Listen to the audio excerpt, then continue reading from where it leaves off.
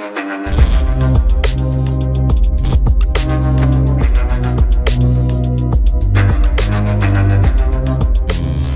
वालेकुम गाइस, कैसे हैं आप। उम्मीद करता हूं कि आप सब खैरियत से होंगे, खुश होंगे और हमारी दुआ है कि आप हमेशा खुश रहें, हंसते और मुस्कुराते रहें। मेरा नाम है रहमान अनवर और मैं हूं मोहम्मद सैयद। और मैं हूं जफर इकबाल। और आज हम जिस वीडियो पर रिएक्ट करने जा रहे हैं, इस वीडियो का टाइटल है PM Modi tells UN I want justice for Indian soldiers. तो पीएम मोदी ने आज भाई यूएन में बोला है, तो देखते हैं सबसे पहले वीडियो और बाद में देते रिव्यू। अगर वीडियो पसंद आए तो लाइक सब्सक्राइब ज़रूर कीजिएगा और कमेंट में अपनी राय का इज़हार ज़रूर कीजिएगा। तो चलो वीडियो करते हैं शुरू। नमस्कार and welcome you all world affairs. मैं हूं प्रशांत धवन। नाउ रिसेंटली हमारे देश के पीएम ने यूनाइटेड नेशंस के चीफ एंटोनियो गुतेरेस को डायरेक्टली ये कह दिया कि मुझे न्याय चाहिए भारतीय सोल्जर्स के लिए जो UN peace keepers, Indian peace keepers पे अटैक हुआ है कॉन्गो पर। इस पर स्पीडी जस्टिस, तेजी से जस्टिस इंश्योर करिए। तो इस वीडियो में हम जानेंगे कि रिसेंटली इंडियन पीस कीपर्स पे, एक्चुअली यूएन पीस कीपर्स पे अटैक क्यों हुआ है इन कॉन्गो। यहाँ पर आप देख पाओगे ये फोटो है बीएसएफ के उन 2 जवानों की जो कॉन्गो में सर्विस देते हुए वीरगति को प्राप्त हो गए। तो डिस्कस करेंगे इस टॉपिक को इन डेप्थ के यहाँ पर हुआ क्या है, काफी कुछ आपको जानने को मिलेगा। मगर आगे बढ़ने से पहले आपसे क्वेश्चन पूछूंगा। क्वेश्चन यहाँ पर ये है कि आईएनएस विक्रांत, ये आजकल काफी न्यूज में है, इसको एक्चुअली भारत के किस शिपयार्ड ने कंस्ट्रक्ट किया है। ये है यहाँ पे आपकी option, Cochin, Mazagon, garden reach या फिर हिंदुस्तान शिपयार्ड। कमेंट सेक्शन में करिए उत्तर, सही आंसर मैं आपको दूंगा वीडियो के अंत में। नाउ सबसे पहली बात तो बेसिक्स। यूनाइटेड नेशंस के दुनिया भर में आज के समय चल रहे हैं 12 पीस कीपिंग मिशंस।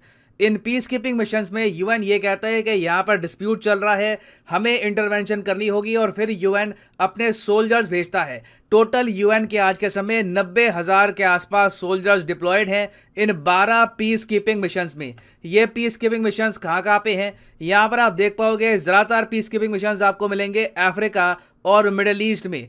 एक वैसे पीस कीपिंग मिशन इन्होंने ओपन कर रखा है कश्मीर के डिस्प्यूट को लेकर, मगर यहाँ पर कोई यूएन पीस कीपर्स डिप्लॉयड नहीं है, बस यूएन पीस कीपिंग का एक ऑफिस आपको मिल जाएगा। अब यहाँ पर आप कहोगे अच्छा ठीक है, तो यूनाइटेड नेशंस के पास आज के समय लगभग 90,000 पीस कीपर्स हैं, तो ये पीस कीपर्स आते कहां से हैं। देखिए ये सोल्जर्स होते हैं वेरियस कंट्रीज के और दुनिया भर के देश अपना कंट्रीब्यूशन करते हैं यूएन पीस कीपिंग मिशन की तरफ अपने सोल्जर्स भेजकर। फॉर एग्जांपल बांग्लादेश भेजता है सबसे ज्यादा soldiers UN peace keeping mission में। नंबर 2 पे है नेपाल। जी हाँ, इंडिया नंबर 3 पे आता है। इंडिया ने टोटल 5,400 के आसपास जो सोल्जर्स हैं ये भेजे हैं यूएन में। हालांकि आपके लिए ये भी जाना जरूरी है कि इवन दो बांग्लादेश बहुत से सोल्जर्स भेजता है पीस कीपिंग मिशंस में, रिसेंटली दुनिया भर से आवाजें उठी हैं कि बांग्लादेश का एक यूनिट है RAB के नाम से, ये लोग भी काफी बार यूएन के पीस कीपिंग मिशन में सर्विस करते हैं, तो इनको बैन कर देना चाहिए क्योंकि रिसेंटली यूएसए ने RAB पे लगा रखे हैं सैंक्शंस। तो खैर ये अलग कहानी है, मैं आपको बस एडिशनल इंफॉर्मेशन दे रहा था। अब हम आते हैं कॉन्गो पर। कॉन्गो में रिसेंटली क्या हुआ, जैसे मैंने आपको मैप में दिखाया, कॉन्गो में भी यूएन पीस कीपर्स डिप्लॉयड हैं। रीजन इसका बहुत ही सिंपल है, कॉन्गो की सरकार अपने देश को संभाल नहीं रही। इनका बहुत सारा एरिया है, वहाँ पे कभी इस्लामिक स्टेट, कभी कोई इनका कोई रेबेल ग्रुप कोई ना कोई अटैक करता रहता है। और सिंस इनकी सरकार असफल है अपनी ज़मीन को संभालने के लिए, तो इन्होंने यूएन पीस कीपिंग मिशन के अंडर यूएन के सोल्जर्स को बुलाया, पीस कीपर्स को बुलाया। और इन पीस कीपर्स का काम यह है कि शांति बनी रहे, लोग एक दूसरे पे अटैक ना करें और वायलेंस ना हो। अब यहाँ पर आप कहोगे मगर ये कैसे हो सकता है कि कॉन्गो की सरकार के पास इतना पैसा भी नहीं है कि अपनी खुद की धरती पे कंट्रोल कर पाए। देखिए कॉन्गो दुनिया के जो 5 सबसे गरीब देश आते हैं ना, उनमें से एक है कॉन्गो, और यूएन के हिसाब से एक्सट्रीम पॉवर्टी यहाँ पर एग्जिस्ट करती है। तो यूएन पीस कीपर्स यहाँ पर बहुत ही लंबे समय से डिप्लॉयड है। मगर रिसेंटली हमने ये देखा है कि लोग ना अब यूएन पीस कीपर्स को लेकर इतना ज्यादा कॉन्फिडेंट फील कर नहीं रहे। और अब रिसेंटली क्या हुआ कि कई जो सिविलियंस हैं उन्होंने एक ग्रुप सा बना लिया और प्रोटेस्ट किया यूएन पीस कीपर्स के अगेंस्ट कि तुम लोग यहां से जाओ, तुमसे ये एरिया संभल नहीं रहा। अब ये प्रोटेस्ट एक टाइम पर इतने बढ़ गए कि 3 पीस कीपर्स यहां पर मारे गए और 12 सिविलियंस की भी यहां पर मौत हुई। ऑफ कोर्स पीस कीपर्स ने भी अपने सेल्फ डिफेंस में यहां पर काम किया और 12 सिविलियंस यहां पे मारे गए। अब यहां पे आप कहोगे अचानक से जो लोग हैं ये यूएन पीस कीपर्स को अटैक क्यों कर रहे हैं? देखिए अटैक इसलिए कर रहे हैं क्योंकि फ्रस्ट्रेशन यहां पर बला की है। लगातार इन सिविलियंस पे एक ग्रुप अटैक करता रहता है जिसका नाम है M23। यूएन पीस कीपर्स इस ग्रुप को रोक नहीं पाते, तो यहाँ पे जो लोग हैं वो चाहते हैं कि यूएन पीस कीपर्स यहाँ से बाहर निकले और लोग खुद ही एक अपनी फोर्स बना दें M23 रिबेल ग्रुप के अगेंस्ट। तो सिचुएशन देखिए कॉन्गो में बहुत ज्यादा मुश्किल है यूएन पीस कीपर्स के लिए, क्योंकि कई ग्रुप्स हैं वो लगातार पीस कीपर्स पे अटैक करते हैं। फिर जो आम जनता है वो भी तंग आ चुकी है पीस कीपर से, वो भी कह रहे हैं कि तुम बाहर के सोल्जर्स हो,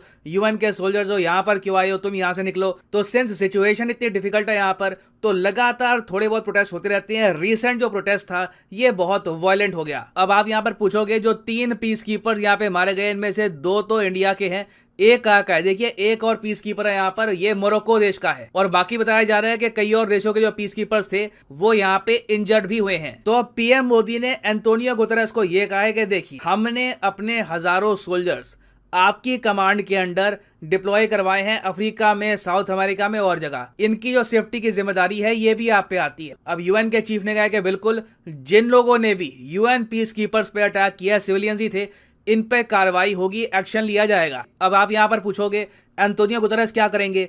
ये देखो प्रेशर डालेंगे कॉन्गो की सरकार पे कि ग्राउंड लेवल पर चेक करो वो कौन लोग थे जिन्होंने प्रोटेस्ट ऑर्गेनाइज करवाए यूएन पीस कीपर्स के अगेंस्ट, क्योंकि अगर ऐसे प्रोटेस्ट होते रहते हैं तो कॉन्गो में पीस कीपर्स सेव नहीं रह पाएंगे।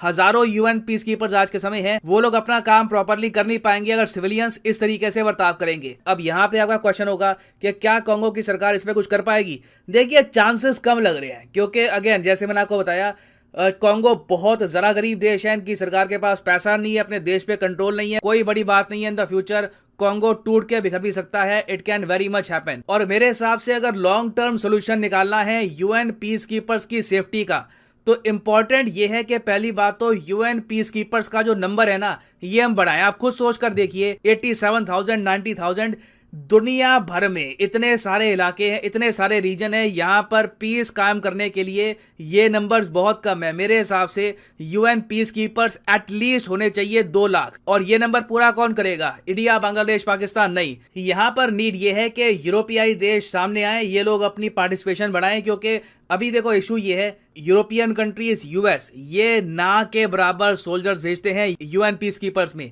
जबकि इंटरेस्टिंग बात देखो, जब भी यूएन पीस कीपर्स पे किताब छपेगी, कोई डॉक्यूमेंट्री बनेगी, आपको सारे यूएन पीस कीपर्स ये लोग दिखाएंगे ब्लॉन्ड नीली आंखों वाले, कि जैसे कि यूएस और यूरोप ये दुनिया भर में शांति कायम कर रहे हैं। जबकि रियलिटी ये है कि UN peace keeping force south Asia चला रहा है, साउथ एशिया चला रहा है, साउथ ईस्ट एशिया चला रहा है। चाइना ने भी अपनी जो पार्टिसिपेशन है काफी कम कर दी है। तो we need a stronger peace keeping force. अगर विकसित कंट्रीज अपने सोल्जर्स को ऐसे मिशन पे नहीं भेजना चाहते तो in the end UN and world peace will suffer. Now वापस आते हैं अपने क्वेश्चन की तरफ कि आईएनएस विक्रांत को किस शिपयार्ड ने कंस्ट्रक्ट किया है? तो सही उत्तर यहाँ पे है कोचिन शिपयार्ड लिमिटेड। यहाँ पे आप देख पाओगे 28 जुलाई ये है वो हिस्टोरिक डे जब कोचिन शिपयार्ड ने डिलीवर कर दिया है इंडिया का पहला indigenously made aircraft carrier INS Vikrant to the Indian Navy. तो याद रखिएगा ये काफी हद तक न्यूज में था। और फाइनली यहाँ पर मैं ये भी ऐड कर दूं कि आप किसी भी एग्जाम की तैयारी कर रहे हैं, आप परचेज कर सकते हैं इनके courses from Unacademy. Simply जाओ कमेंट सेक्शन में, यहाँ पे आपको मिलेंगे link. For example let's say आप प्रिपेयर कर रहे हैं फॉर एसएससी, क्लिक करिए एसएससी के लिंक पर और यहाँ पे आपके सामने खुल जाएगा ये पेज। मगर जो प्राइसेस यहाँ पर लिखे हैं ये पे करने की आवश्यकता नहीं है, सिंपली यहाँ पे कोड डालो PD10 and the prices will just start following. So use the code PD10 and save money. So इसी नोट के साथ ये है वीडियो का। Thank you for listening and as always God bless you all.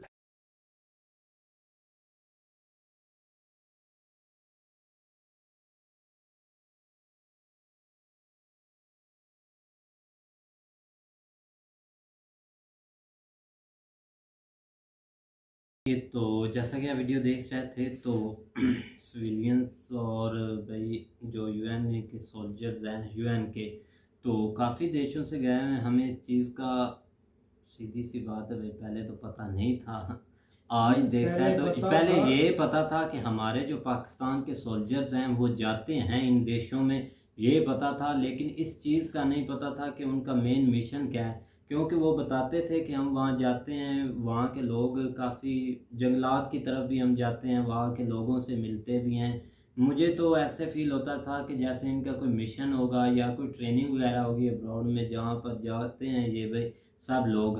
और यही बताते थे, ज़्यादातर वो गरीब देशों में जाते थे। तो इसीलिए अब इस चीज़ का तो पता चल गया कि वो इस मिशन पर होते थे कि उनको किस लिए भेजा जाता था। हालांकि हमारे गांव के 2 आदमी वो भी भाई जाते हैं, लेकिन अब तो खैर वो नहीं जाते। अब वो एक अपनी ड्यूटी पर है और दूसरा थोड़ा रिटायरमेंट हो गया, आई थिंक वो तो रिटायरमेंट हो गया भाई। तो जाते थे, इस चीज़ का तो भाई पता है, लेकिन इस इंडिया के मिशन का आज नहीं पता था भाई। उधर एक उनके फौजी, एक उन्होंने उनकी डेथ हुई है उधर से, क्या नाम था इसका, मोरक्को, कहूँगा कोंगो में भाई वो उनकी डेथ हुई है। हाल ही में पाकिस्तान के भी उधर ही कुछ नौजवान है, उनकी भी डेथ उधर ही हुई थी, उन पर अटैक हुआ था। तो ये अब उनकी गवर्नमेंट को चाहिए कि, लेकिन गवर्नमेंट इतनी होती तो वो ये एक सहूलत उनके लिए होती, वो एग्री कर लेते, लेकिन बाहर से उनको क्या ज़रूरत थी फौजी मंगाने की। ऐसा ही है, लेकिन वहाँ पे ना असल गुर्बत बहुत ज़्यादा है और लोग जो है ना वो आपस में ही उनकी जो है ना वो दुश्मनियाँ हैं, और इस वजह से जो है ना जहाँ पे ये मामलात ख़राब होते हैं, कोई चीज़ कंट्रोल में नहीं होती, तो वहाँ की जो गवर्नमेंट है ना वो फिर जब खुद तो सिक्योरिटी अफोर्ड नहीं कर सकती, तो फिर वो जो है ना वो इस तरह के जो है ना वो यूएन में जो है ना एप्लीकेशन या जो भी उस हिसाब से जो है ना वो वहाँ से बंदे फिर बुलाते हैं। तो ये कौन सा है कंट्री में, तो बहुत सारे कंट्रीज़ में उन्होंने जो है ना वो ये पीस कीपर जो है ना वो भेजे होते हैं। लेकिन ये जानकर खुशी हुई है कि बांग्लादेश के जो है ना वो सबसे ज़्यादा जाते हैं। बिल्कुल, बांग्लादेश के, और नेपाल के, ये इंडिया के भी बहुत भाई काम एक नहीं है। फख्र की बात है कि पीएम खुद उनसे जवाब मांग रहे हैं यूएनए से। लेकिन देखा जाए तो इतने, एक पाकिस्तान की बात की जाए तो इधर लोग, एक अगर डेथ हो भी जाती है तो हमें तो स्टेटमेंट देखने के लिए मिलता है और कुछ नहीं। हमारे ना तो पीएम ना कोई और बड़े अहदेदार ऐसे उन पर एक ना तो मजम्मत करते हैं ना पूछते हैं, बस कुछ उनको अब उनकी फैमिली को फंडिंग कर दी या और आई थिंक कुछ भी नहीं है। इस तरह का सीन होता कि एक ऊपर लेवल तक बोल बात ही चलती जाते हैं ना भाई, ये ऐसे ही है। चीज़ है भाई। असल में आजकल आप पिछले ये 2-3 माह से अगर देख लें ना पीएम मोदी जी का जो भी क्रेडिबिलिटी है, खासकर आपने जो लोग हैं जो मतलब जिसमें जो है ना वो खेलों के लिहाज से लोग आगे आते हैं, बहुत सारी जिस तरह ये लास्ट गेमें उन्होंने जीती हैं, उनको जो है ना वो प्रीफ्रेंस बेस पे उनको कॉल करना या उनके साथ मीटिंग करना, तो इस लिहाज से ना आजकल उनकी बहुत ज़्यादा तरजीह है अपने लोगों को जो है ना वो उनके साथ जो है ना वो मेल मिलाप किया, उनकी थोड़ी फिक्र करनी की। बिल्कुल, फिक्र तो पूरे मुल्क की, आखिर वो प्राइम मिनिस्टर हैं, ये बात नहीं है। वो तो उन पर लेकिन भाई ये है कि फर्ज इस तरह अगर आप एक स्पेसिफिक काम के लिए अगर आप बढ़ चढ़ कर आगे निकलेंगे तो उससे जो है ना वो ज़्यादा हौसला जो है ना वो मिलता है, और कुछ भी नहीं, लेना देना कुछ भी नहीं होता, सिर्फ जस्ट जो है ना वो हौसले के लिए ये चीज़ जो है ना वो बहुत आम होती है। तो अगर उन्होंने ये स्टेप लिया तो ये एक बहुत अच्छा स्टेप है, ये एक वार्निंग भी है, और आगे जो है ना वो फिर थोड़ा सा मामला जो है ना मोहतात तरीके से रहेगा। तो ये एक बहुत दिलेरी वाला काम है और उन्होंने एक अच्छा स्टेप लिया है, और उसकी रीज़न भी यही है कि उनको अपने लोगों की जो है ना वो बहुत ज़्यादा फिक्र है। बिल्कुल ये भाई, इस लिहाज ये से उन्होंने चीज़ें। बिल्कुल भाई ये पॉइंट देखने वाला है। और काफ़ी अच्छी भाई वीडियो थी, और काफ़ी ये सैड न्यूज़ है भाई इंडिया के लिए भी, क्योंकि 2 सोल्जर्स की डेथ हुई है। तो बिल्कुल भाई, तो बेस्ट ऑफ लक जो भाई बाकी हैं, क्योंकि वहाँ पर हालात ऐसे हैं, क्यों ये ग्रुप हैं भाई, तो आते हैं, इन्होंने हमला करना होता है, इनका पता तो चलता नहीं है। ऐसे देशों में खुले भाई इलाके होते हैं ना, तो पता असल चलता में है जब इस इस चीज़ तरह का के भी। ये जो मिशन पे होते हैं ना, इन पे जब अटैक होता है ना, तो वो वहाँ पे जो मकामी लोग होते हैं ना उनकी हेल्प के साथ ही जो है ना वो पॉसिबल होता है। बिल्कुल तो कुछ भाई, हो जाते हैं खिलाफ लोग, ये नहीं कि नहीं होते। बिल्कुल भाई, तो उस लिहाज से ये हुआ है। तो एक तो बहुत जो है ना वो बुरी खबर है, दूसरा ये कि ये एक अच्छा स्टेप भी है अपने लोगों की केयर के हवाले से, बिल्कुल कम अज़ कम उन्होंने उनको जो है ना वार्न तो किया है। बिल्कुल भाई।